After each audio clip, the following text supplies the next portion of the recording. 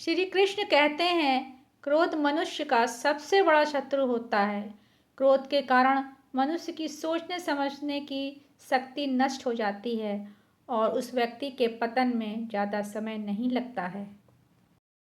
एक लड़का था जिसे अपने स्वभाव को नियंत्रित करने में समस्या थी।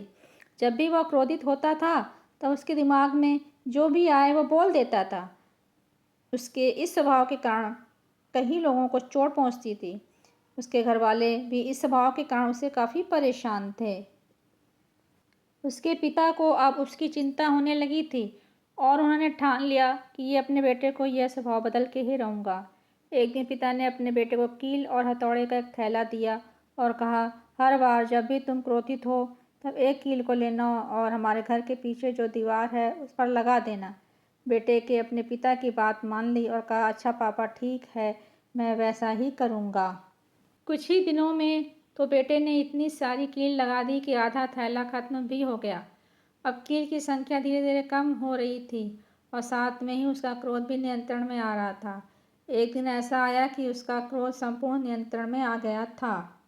उसने अपने पिताजी को बताया कि पापा, अब मेरा स्वभाव बदल गया है और अब मैं अपने क्रोध में नियंत्रण ला सकता हूँ। उसके पिता ने उसको हर दिन एक कील निकालने को कहा और कहा कि अपना आपा ना खोए।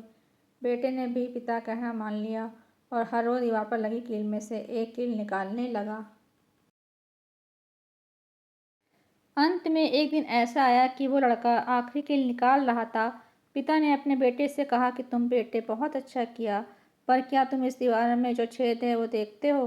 बेटे ने कहा कि जी पापा, देख रहा हूँ कि वो छेद वैसे के वैसे ही रहे हैं।